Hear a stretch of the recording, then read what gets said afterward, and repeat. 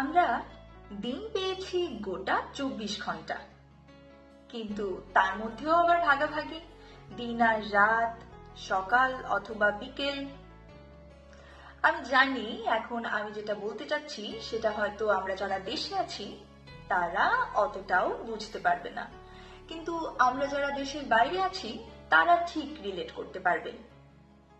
কোথাও রাত তো কোথাও সকাল, কোথাও দুপুর তো কোথাও সন্ধে গড়িয়ে রাত হয়। নিজের ভাই বা বোনের সঙ্গে কথা বলতে গেলে জিজ্ঞেস করতে হয়, আচ্ছা তোদের সময়ে বিকেলে তুই কি ফ্রি আছিস, ফোন করব? সে হয়তো বলল, না রে, অফিসে থাকবো, অথবা একটু ব্যস্ত আছি বা ক্লাসে আছি। তাহলে তো আর কথাই হলো না।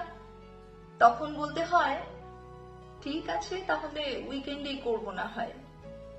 আর ওই যে সপ্তাহ শেষ হতে হতে কথাগুলো আর কথাগুলোর প্রভাব জলে ভিজে ডাইলিউট হওয়ার মতো অবস্থা হয়ে যায়। আর অনেক সময় তো অনেক কথা মাথা থেকেই বেরিয়ে যায়।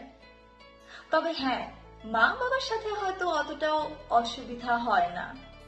তারা হয়তো বলবে, হ্যাঁ কর না ভোরবেলা, অসুবিধে নেই, একটু আগে আগে উঠে পড়বো না হয়।